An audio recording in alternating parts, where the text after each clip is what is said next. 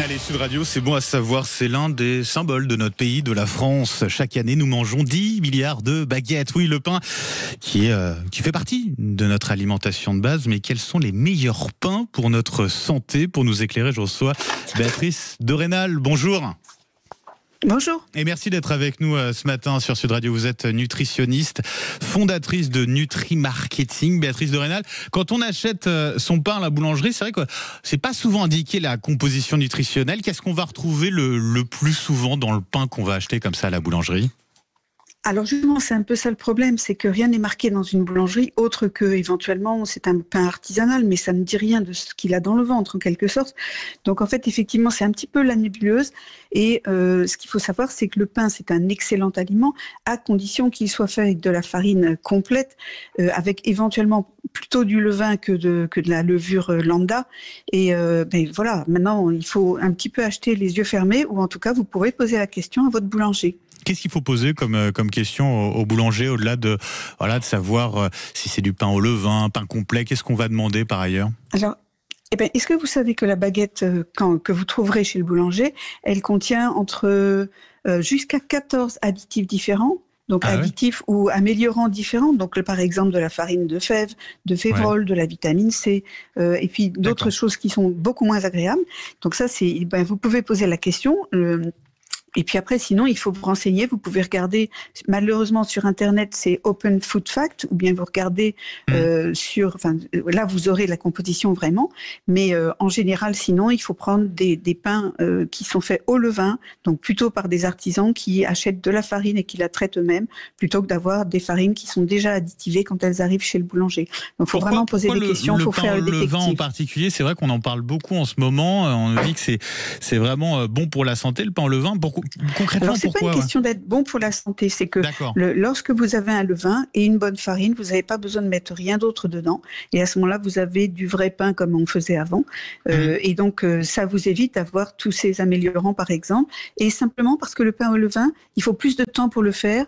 Et à ce moment-là, les différents éléments qui sont dans le levain, donc ce sont des micro-organismes, des bactéries, des levures, etc., elles vous synthétisent des vitamines, elles vous réduisent certaines fibres, etc. Donc, le pain est plus digeste et il contient plus d'éléments nutritifs qu'une baguette industrielle. Et puis là, évidemment, je ne vous parle pas des pains de conserve, c'est-à-dire les pains dits demi. J'allais vous en parler justement, parce que c'est vrai qu'il y a les pains demi industriels, ça donne quoi niveau nutritionnel? Alors là, par contre, ils sont étiquetés. La liste des ingrédients est clairement indiquée dessus. Donc là, vous pouvez savoir ce que vous mangez et vous allez voir, si vous êtes un peu curieux, qu'il y a beaucoup de choses un peu baroques dedans et qui ne sont pas nécessaires à la santé. C'est-à-dire, par exemple, du sirop de glucose, du sucre, du sirop de glucose. Parfois, il y a des matières grasses et puis il y a souvent des conservateurs. Le pain au gluten aussi? Le gluten dans le pain? Alors, le pain...